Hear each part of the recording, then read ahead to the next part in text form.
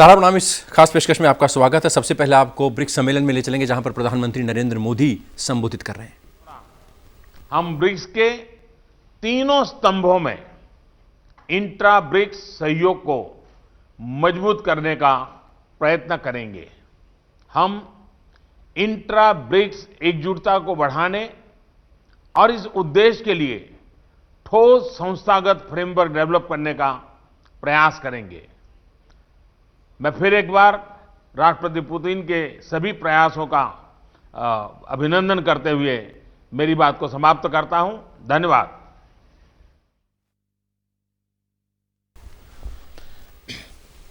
तो प्रधानमंत्री नरेंद्र मोदी ब्रिक्स देशों को संबोधित कर रहे थे और चलिए अब चर्चा शुरू करेंगे। बड़ी बहस में चर्चा करेंगे। आज कांग्रेस में कलह की 135 साल पुरानी पार्टी अब अपने वजूद के लिए ही जूझने लगी है। देश को पहली सरकार देने वाली कांग्रेस को राज्यों में अपनी सरकार और साख दोनों बचाना मुश्किल लग रहा है। नौबत तो यहां तक पहुंच चुकी है कि अधिकांश राज्यों में वो क्षेत्रीय दलों के रहमो करम पर ही जिंदा दिखाई दे रही है। उत्तर प्रदेश, बिहार में करीब खत्म हो चुकी पार्टी को फिर से जिंदा करने की मुहिम में जुटे राहुल गांधी और प्रियंका गांधी के लिए चुनाव के नतीजे वज्रपात साबित हुए। बिहार में 70 सीटों पर लड़कर भी कांग्रेस महज 19 सीटें ही जीत पाई, जिसके बाद पार्टी के अंदर से बगावत के सुर उठने लगे हैं। यहां तक कि आरजेडी और वामपंथियों ने भी बिहार में हार का ठीकरा कांग्रेस के सिर पर ही फोड़ दिया। ऐसा नहीं है कि पार्टी में यह बगावत बिहार की हार से उपजी है। बगावत की शुरुआत तभी हो गई थी जब 7 अगस्त को 23 नेताओं ने सोनिया गांधी को चिट्ठी लिखकर पूर्णकालिक अध्यक्ष की मांग की थी, लेकिन चिट्ठी की टाइमिंग पर सवाल उठाते हुए सोनिया, राहुल और प्रियंका तीनों बिफर उठे थे। पिछले 22 साल से कांग्रेस नेतृत्व पर लगातार गांधी परिवार का ही कब्जा रहा है, लेकिन 2014 के बाद से कांग्रेस पार्टी को अपनी पुराना रुतबा हासिल करना एक सपने जैसा लगने लगा है। कांग्रेस के इसी टूटते सपने के चलते पार्टी में कलह खुलकर अब सामने आने लगी है।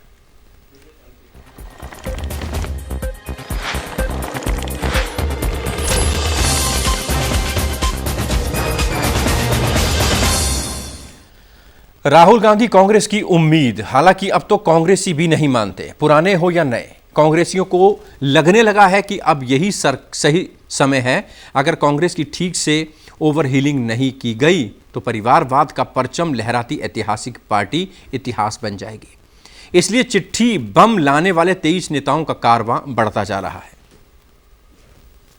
राहुल गांधी पार्टी के निशाने पर हैं, लेकिन भारतीय जनता पार्टी उन पर हमलावर नहीं है, क्योंकि उसे राहुल गांधी में कोई चुनौती ही नहीं दिखती। वजह 2014 से लगातार राहुल गांधी की अगुवाई में कांग्रेस एक के बाद एक हार का तमगा हासिल कर रही है। वोट प्रतिशत लगातार गिरता जा रहा है, सहयोगी छिटकते जा रहे हैं। अब तो 7 समंदर पार अमेरिका के पूर्व राष्ट्रपति बराक ओबामा ने अपनी किताब अप्राइम्ड लैंड में भी राहुल गांधी को ऐसा नर्वस नेता बता दिया जिसमें योग्यता और जुनून की कमी है। बस फिर क्या था, भारतीय जनता पार्टी को मजे में लेने का मौका मिल गया। और इस पूरे मसले पर, कांग्रेस की अंदरूनी कलह पर भारतीय जनता पार्टी क्या कुछ कहती है, देखते हैं।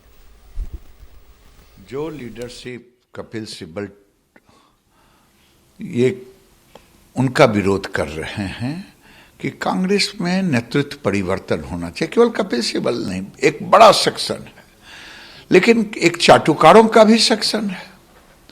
वो चाटुकार कहता है घर की बात है, घर की बात बाहर नहीं निकलनी चाहिए। अरे घर की बात तो पूरे दुनिया में बराक ओबामा ने कर दिया कि बबुआ को राजनीतिक संरक्षण देने के लिए माई ने मौनी बाबा को लाया। राहुल गांधी क्या है, हार की सिल्वर जुबली पूरी कर चुके और अब पूरी कांग्रेस के अंदर ये मान्यता हो गई है कि गांधी परिवार के नेतृत्व में कांग्रेस का कोई भविष्य नहीं है। कांग्रेस नेतृत्व को लेकर पार्टी के अंदर रस्साकशी चरम पर है। कांग्रेस के अंदर की दरार साफ दिखने लगी है और इसी साल अगस्त में पार्टी नेतृत्व पर सवाल उठाने वाले कपिल सिब्बल और कार्ति चिदंबरम एक बार फिर मुखर हो उठे हैं। पार्टी को आत्ममंथन की सलाह देने के बाद सिब्बल पर सोनिया ब्रिगेड ने हमला बोल दिया। दरअसल परिवारवाद का सबसे बड़ा उदाहरण बन चुकी कांग्रेस के अंदर से अब पार्टी को बचाने और कुशल नेतृत्व को लाने की मांग तेजी से उठ रही है। आखिर कांग्रेस में नए नेतृत्व की मांग क्यों उठ रही है? क्या कांग्रेस के नेताओं ने भी मान लिया है कि अब गांधी परिवार की बैसाखी भी पार्टी को उसके स्वर्ण युग में वापस नहीं लौटा सकती? और इसी मुद्दे पर चर्चा के लिए हमारे साथ जबरदस्त पैनल मौजूद हैं। कांग्रेस के नेता अजय अरोड़ा हमारे साथ मौजूद हैं, भारतीय जनता पार्टी के सांसद गोपाल नारायण सिंह हमारे साथ मौजूद हैं, आरजेडी के नेता मयंक सिन्हा और राजनीतिक विश्लेषक संजीव कौशिक हमारे साथ मौजूद हैं। सबसे पहले अजय जी आपके पास आऊँगा। राहुल गांधी अगर और ज़्यादा रैलीज करते बिहार में और उपचुनावों में तो भारतीय जनता पार्टी को और ज़्यादा सीटें मिलती, केशव प्रसाद मौर्य का ये कहना है। राहुल गांधी पर तमाम तरह से हमला बोला जा रहा है, न सिर्फ पार्टी के बाहर से, न सिर्फ दूसरे दल, बल्कि पार्टी के अंदर भी ऐसी आवाज़ें उठने लगी हैं। सबसे पहले आपका रिएक्शन लेना चाहूँगा सर।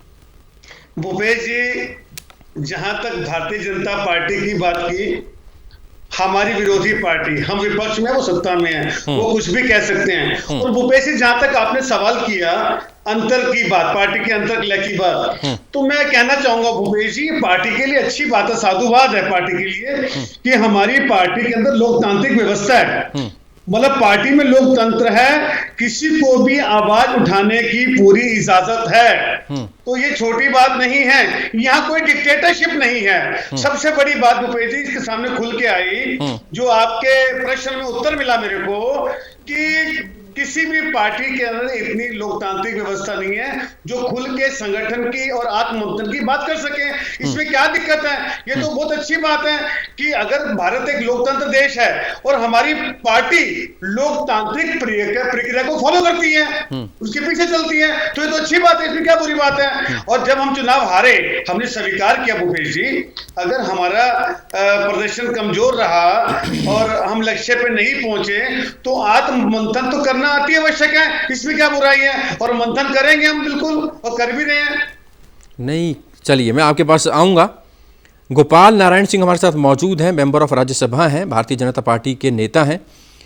सिंह साहब, यहाँ पर ये क्या कहा जा रहा है कि जितनी अपनी आवाज़ को उठाने की ताकत कांग्रेस में है उतनी किसी दूसरे दल में नहीं है, और अगर आत्मचिंतन की बात है, आत्ममंथन की बात है, तो वो हमारी पार्टी अंदर करेगी और कर रही है, उसमें दूसरे दलों को क्या आपत्ति है?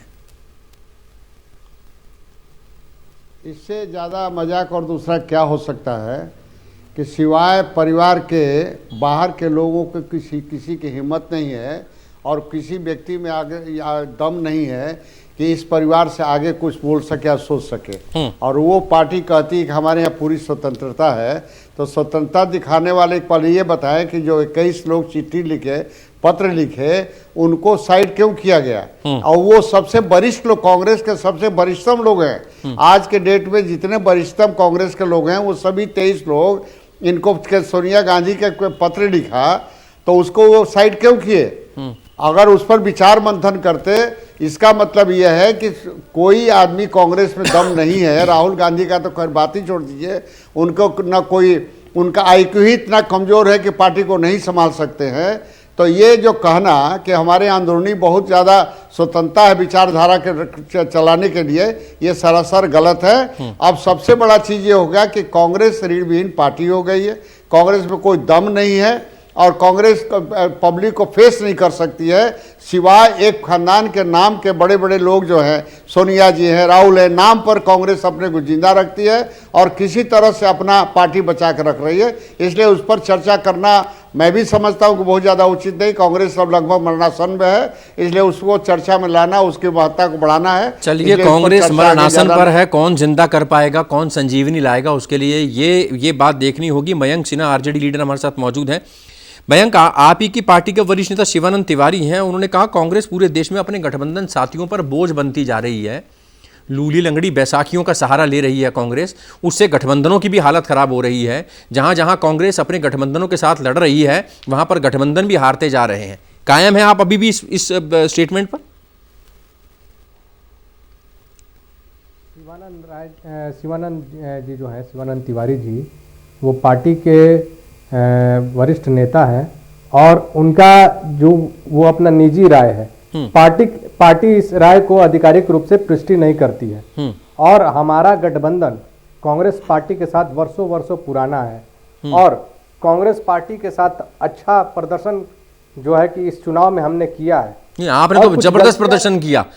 आरजेडी का प्रदर्शन जबरदस्त था, लेकिन अगर कांग्रेस थोड़ा सा धक्का लगा लेती तो महागठबंधन की सरकार बन सकती थी। आपके कई नेता, आरजेडी के कई बड़े नेता कह रहे हैं कि गलत गठबंधन था और कांग्रेस से किनारा करना चाहिए था, जिसका फायदा अगर मिलता, आप 70 सीटें उनको देने के बजाय अगर 70 में 40 सीटें आप खुद से लड़ लेते तो आपकी सरकार खुद से बन सकती थी। देखिए, अब दोषारोपण का अब गुंजाइश नहीं है। हर सीटों पर हम लोग आकलन करेंगे कि कहाँ किस वजह से हम लोग हार हैं, और हम लोगों ने, जनता ने हम लोगों को जिताने का काम किया था और शासन के आदेश, शासनादेश के द्वारा हमें जनता ने तो आपको जिताने का काम किया था, लेकिन कांग्रेस ने डुबो दिया आपकी नैया। ये कई पॉलिटिकल एक्सपर्ट कह रहे हैं। संजीव कौशिक हमारे साथ मौजूद है। संजीव, ठीक कह रहा हूं मैं? कई एक्सपर्ट्स का ये कहना है कि अगर आरजेडी खुद से लड़ गई होती तो शायद उतनी जितना मार्जिन था वो मार्जिन कम हो जाता।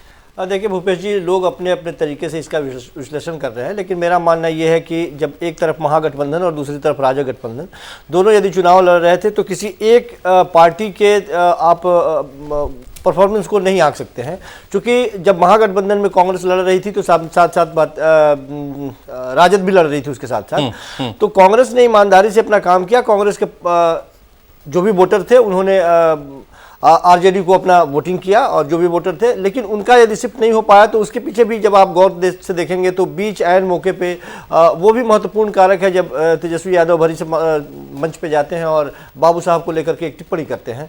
भारतीय जनता पार्टी का कहना है कि कांग्रेस मरणशैया पर है। हाँ, इस बात से आप मानते हैं? हाँ, उसी पे आ रहे हैं। तो एक तो ये भी स्थिति है कि आप जब चुनाव लड़ते हैं, एक साथ मिलकर लड़ते हैं, तो कई कारण होते हैं उसमें आपको सीटें कम या ज्यादा होने के। दूसरी तरफ क्या कांग्रेस की स्थिति बेहतर है? यह कहने में कोई गुरेज नहीं है कि कांग्रेस को आत्ममंथन करने की जरूरत है। उसकी स्थिति लगातार दिन प्रतिदिन खराब होती चली जा रही है। कांग्रेस को जमीन से जुड़े रहने की सबसे पहले जरूरत है। जो कांग्रेस, पहले आप देखेंगे आज के वक्त में भारतीय जनता पार्टी का यदि आप संगठन के मामले में देखेंगे, संगठनात्मक यदि सुधार देखेंगे तो आप देखेंगे कि अनुमंडल लेवल पे, प्रखंड लेवल पे आपको उनके झंडे को उठाने वाले लोग मिल जाएंगे और वहां पे भी काम करने वाले मजबूती से मिल जाएंगे, लेकिन कांग्रेस का नहीं मिलेगा कोई। तो आपको सबसे पहले जमीनी स्तर पर इसमें सुधार करने की जरूरत है। और रही बात की जो शीर्ष स्तर पर बैठे हैं जिनके बारे में हम लोग चर्चा कर रहे हैं, निश्चित तौर पे यह कहने में कोई गुरेज नहीं है कि 10 साल से ज्यादा समय हो चुके हैं राहुल गांधी को जिस सक्रिय राजनीति में जिस तरह से वो काम कर रहे हैं, वो लगातार अभी भी बने हुए हैं, लेकिन जो सफलता मिलनी चाहिए वो सफलता नहीं मिल रही है। एंटी इनकम्बेंसी का भी बात सामने आती है, लेकिन बावजूद उसके कहा जाता है कि कांग्रेस जो है, कांग्रेस का नेतृत्व जो है और नीतियां जो हैं वो कमजोर हैं, इसलिए एंटी इनकम्बेंसी का फैक्टर भी नहीं उठा पाती है। अजय अरोड़ा इसका बेहतर जवाब दे पाएंगे। अजय जी, बिहार ही नहीं, उपचुनाव में भी यही हाल है। गुजरात उपचुनाव में एक भी सीट आप लोगों को नहीं मिली। लोकसभा चुनाव का भी यही हाल रहा। उत्तर प्रदेश में उपचुनाव में कई सीट्स पर कांग्रेस कैंडिडेट को 2% से भी कम वोट मिले हैं। ये कपिल सिब्बल, आप ही की पार्टी के वरिष्ठ नेता, उन्होंने आंकड़े दिए। भूपेश जी, इन आंकड़ों में कोई कमी नहीं और हमें स्वीकार है, झोली फैलाकर स्वीकार है। और जो देश के जनमानस ने हमें निर्णय दिया उस पे हम मंथन करेंगे कि देश का जनमानस, देश का आवाम हमसे क्या चाहता है और हम क्यों खरे नहीं उतर रहे, इसमें आप मंथन कर रहे हैं। चाहे कपिल सिब्बल जी व्यक्त दें, चाहे बाकी नेता दें। मैंने पहले भी कहा डिबेट शुरू से पहले, बिल्कुल भूपेश जी, कि बिल्कुल मंथन करेंगे। और आदरणीय संजीव कौशिक जी की बात से मैं इत्तेफाक रखता हूं कि हमें जो प्रदर्शन है उस पर आप मंथन के साथ साथ जिस प्रकार से पहले कांग्रेस जमीन के साथ छोटे नेताओं, प्रखंड, ब्लॉक के साथ रहती थी, तो कहीं ना कहीं हमें कमी दिखी। उसमें मंथन जारी है भूपेश जी हमारा। लेकिन मंथन तो होगा, उस मंथन का कोई नतीजा निकलेगा? मंथन करेगा कौन? जो आपको आईना दिखाने का काम करते हैं आपके बड़े नेता। आप ये कह देते हैं कि भारतीय जनता पार्टी की भाषा बोल रहे हैं, इनकी टाइमिंग सही नहीं है, इनको चिट्ठी नहीं लिखनी चाहिए थी, हमारे जो नेतृत्व में कोई कमी नहीं है। लगातार एक बीजेपी के नेता कह रहे थे कि गोल्डन जुबली, सिल्वर जुबली, कौन सी जुबली होने वाली है राहुल गांधी की हार की। जिंदा करिए सर संगठन को, देश मजबूत विपक्ष चाह रहा है। भूपेश जी, बिल्कुल हमारी पार्टी को जितना अनुभव है, सबसे पुरानी पार्टी है और हमें इस बात में भी कोई शर्म नहीं है। हमारा प्रदर्शन बेकार रहा और प्रदर्शन बेकार रहा। जहां तक आपने नेताओं की बात की, आईने की बात की, भारतीय जनता, जब समय विपरीत होता है, जब समय विपरीत होता है तो ये बातें इफ बट सब आते हैं। और जिस प्रकार से हमारा प्रदर्शन ठीक हो जाएगा, जब हम 3-4 राज्यों में जीत के आए तो लोगों ने कहा कि कांग्रेस की वापसी हो गई। तो समय अनुसार समय अनुसार भूपेश जी लोग अपने व्यक्तित्व करते हैं, समय अनुसार। जब हमारे समय ठीक होगा, जब पुनः हम जीत के शिखर पे आएंगे, तो जो जो लोग विरोध कर रहे हैं इनके व्यक्तित्व बदल जाएंगे, बिल्कुल ये बिल्कुल चेंज हो जाएंगे। ये समय का है और आज हम सुनने के लिए तैयार हैं, क्योंकि हमने जिन जिन राज्यों में उपचुनाव भी हुए हमारा प्रदर्शन बेहतर नहीं रहा। तो इसमें लोग कह सकते हैं और हम चाहेंगे कि जिस प्रकार से पहले भारत की आवाम सभी पार्टियां हमारे लिए अच्छी की बात करती थी, वो समय फिर आएगा। सुबह के बाद दोपहर, दोपहर के बाद शाम, रात, फिर सवेरा होगा। सूनर और later the day will come. तो वो दिन आने वाला है बहुत जल्दी और हमें लग रहा है कि जितनी कमियां हैं इनको हम ठीक कर लेंगे। भूपेश चलिए, जी। गोपाल नारायण सिंह साहब, यहाँ पर ये कांग्रेस की तरफ से कहा जा रहा है कि पूरी तरह से आत्ममंथन किया जा रहा है और वो दिन दूर नहीं जब भारतीय जनता पार्टी को कड़ी टक्कर देगी, कई राज्यों में सरकार बनेगी और रात के बाद एक बार फिर सुबह होगी कांग्रेस की। इन दावों में कितनी सच्चाई, कितना दम लगता है आपको? ये देखिए, कांग्रेस सपना देखे इस चीज़ का कि हम फिर रिवाइव करेंगे, उसका संभावना तो दूर दूर तक दिखाई नहीं देती, क्योंकि आप देखें जितने बड़े प्रदेश हैं देश के, सभी में वो बैसाखी के रूप में दूसरे का सहारा लेके अपना अस्तित्व बताए हैं। अगर बिहार में कोई अस्तित्व नहीं था, आरजेडी का सहारा सहयोग, उनका वोट का समर्थन नहीं मिलता तो उनका 10-12 सीट भी नहीं आते। हाँ, एक चीज़ जरूर परिवर्तन आया बिहार में आरजेडी के चलते कि लेफ्टिस्टों का वर्चस्व वहाँ फिर से बढ़ रहा है और लेफ्टिस्टों का वहाँ जमावड़ा खड़ा हो गया है। आरजेडी की थोड़ी सी भूल और गलती के चलते जो लेफ्टिस्ट समाप्त हो गए थे बिहार में, पुनः खड़ा हो गए और उसमें कांग्रेस, और वो लगने लगा है कि कांग्रेस को दोषी वो मानते हैं। हम तो ये मानते हैं कि आरजेडी की थोड़ी सी गलती के चलते फिर लेफ्टिस्ट वहां बिहार में खड़े हो गए और गया से उत्पात उन्होंने शुरू कर दिया। अब जो बिहार में समाप्त हो गया था वो पुनः आरजेडी के गलती से खड़ा हो गया और कांग्रेस को भी जीवन थोड़ा सा बैसाखी मिल गया। नहीं तो कांग्रेस बिहार में 5 सीट भी अकेले बलबूते पर नहीं लड़ सकती है। इसलिए अगले चर्चा में कांग्रेस का जिक्र करना, क्योंकि एक बहुत साल 100-125 साल का पेड़ जब गिरता है उसमें छोटा छोटा टहनी कहीं अंकुर निकल जाता है, इससे वो पेड़ नहीं बनता है, क्योंकि उसका अंतिम संस्कार जब उसका जड़ समाप्त होगा, समाप्त हो गया। अब उसमें कोई दम नहीं रह गया है। अब रही बात कि उसके नाम को सिर्फ कांग्रेस नाम जिंदा है, उसमें व्यक्ति नाम की कोई चीज है नहीं। कांग्रेस का नाम जिंदा है, उसमें व्यक्ति, नेतृत्व, नीति, कोई चीज जिंदा नहीं है। अजय जी, आपका जल्दी से जवाब चाहूंगा, उसके बाद बाकी के बिल्कुल भूपेश जी, हम गोपाल नारायण जी से सीखेंगे। बिल्कुल जो सीख दी इन्होंने हमें, इतना अभिमान ठीक नहीं है, लेकिन इनके उत्तर में एक चीज निकल के आई भूपेश जी, इन्होंने ये स्वीकार किया कि बड़ा वृक्ष, ये जो ये मानते हैं पार्टी के बारे में, गोपाल नारायण जी, ये वही वृक्ष है जिसकी छांव में आप लोग बैठे, जिसने देश को छांव दी और उस छांव में आपको भी बैठने का मौका मिला देश की आजादी में। तो इस तरह से अभिमान ना करें आप। अजय जी पुरानी चीज ना उठाए आज। अजय जी, अगर अजय जी पुराना चीज उठाएंगे तो ये सामने आएगा कि मैं आपके पूरे देश को प्रॉब्लम में डालने वाली कांग्रेस पार्टी है। मैं आपके बीच में पूरे देश को प्रॉब्लम में डालने वाली जितना बॉर्डर झगड़ा चल रहे हैं सब कांग्रेस के देन है। वो आप पुरानी चीज पर मत जाइए, आपको बोलने का मुंह नहीं मिलेगा। आज पूरा देश में जो चाइना से, पाकिस्तान से जितने प्रॉब्लम, कश्मीर जितना प्रॉब्लम खड़ा किया हुआ है, सब कांग्रेस का खड़ा किया हुआ है। आज इसका परिणाम भुगत रहा है और कांग्रेस जनाधार शुरू से समाप्त हो गया था उसका, इसलिए कि आप जब तक नारा पर चला, इसलिए उस पर चर्चा करना उचित नहीं है। वाला पेड़ है। चलिए, भारतीय जनता पार्टी 6-7 साल वाला पेड़ है, इनका 100 साल वाला पेड़ है, लेकिन उस पेड़ में ना तो टहनियां हैं, ना फल है, ना जड़ है। बीजेपी का अलग आरोप है।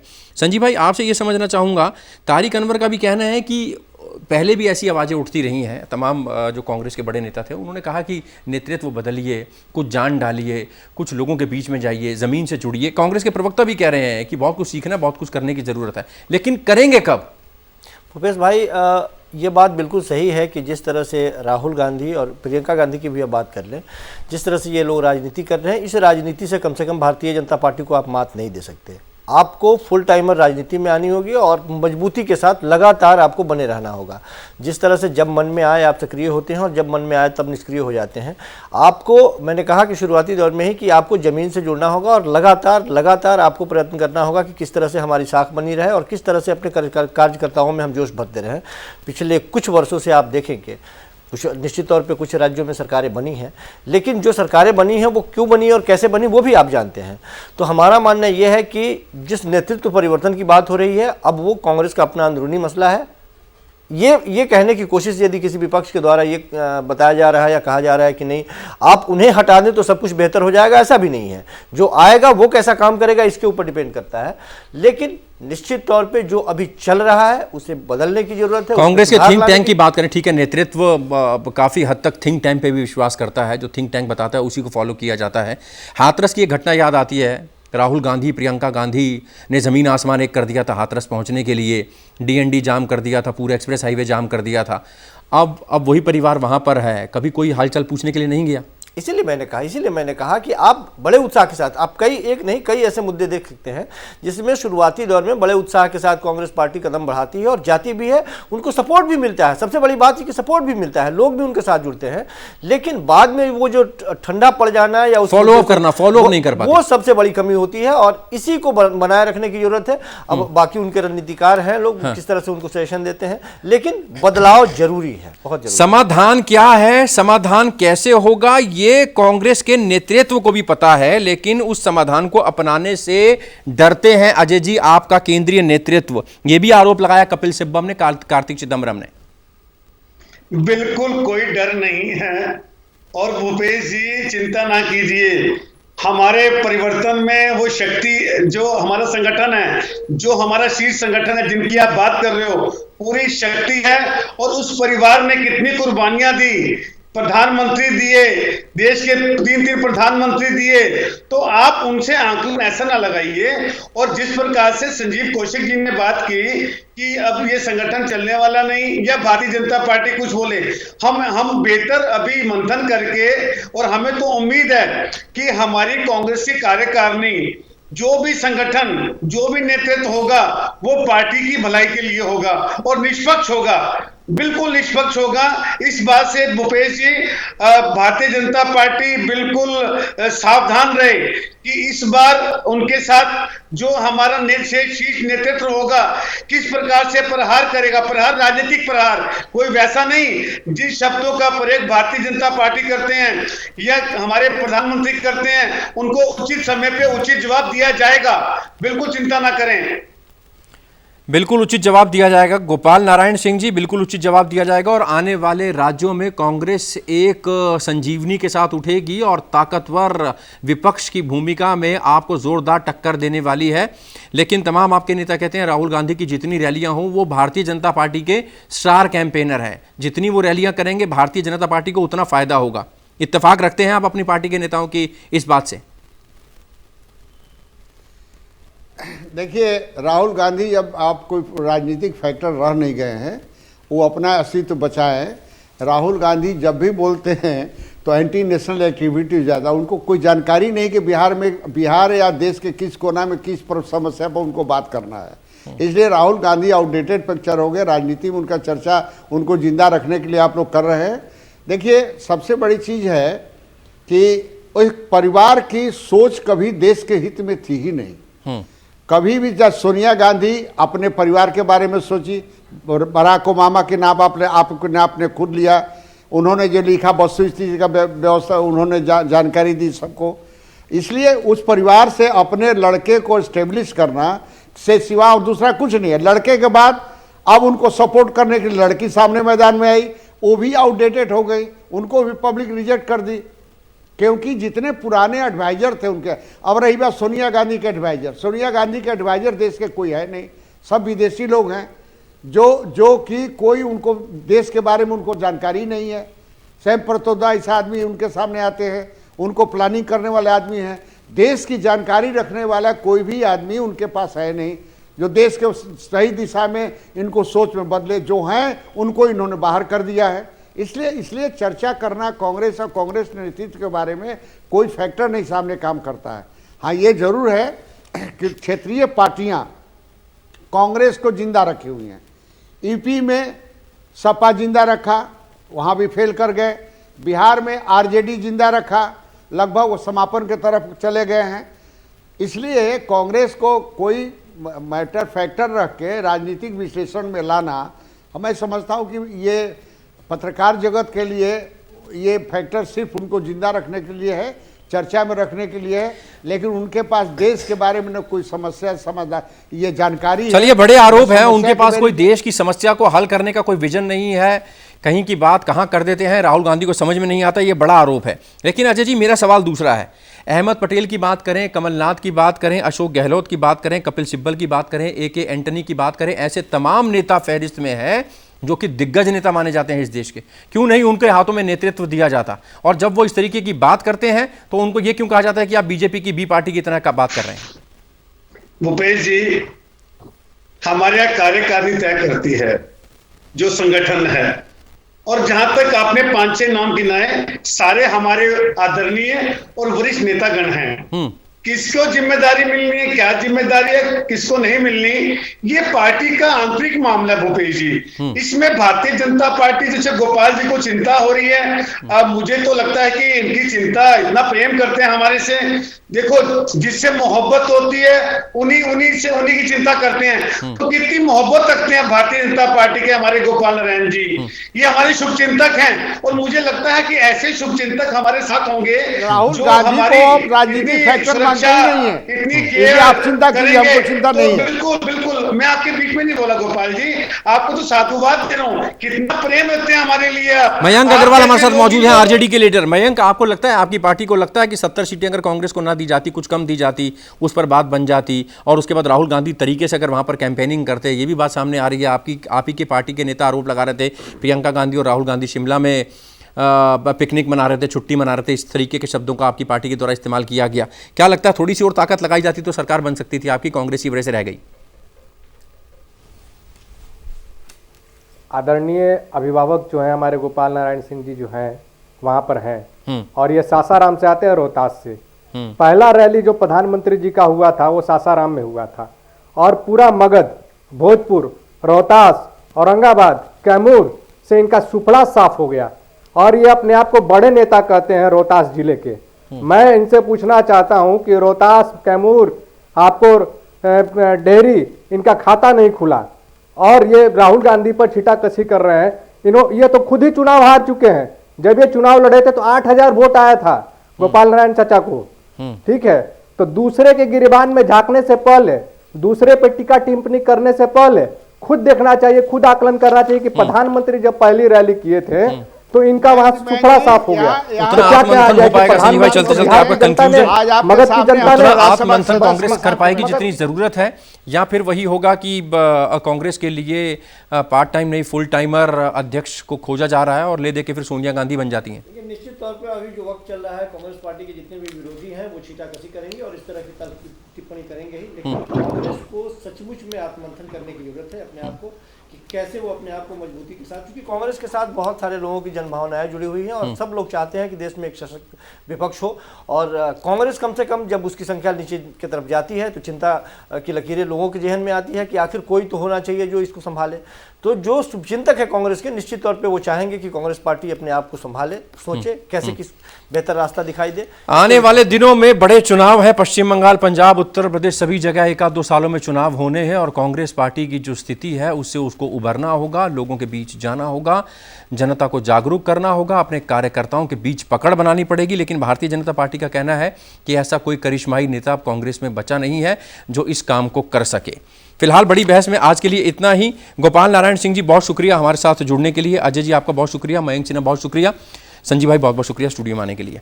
बड़ी बहस में अभी के लिए इतना ही, दीजिए इजाजत। ब्रेक के बाद खबरों का सिलसिला जारी रहेगा। आप चलते रहिए सहारा न्यूज़ नेटवर्क के साथ। इजाजत।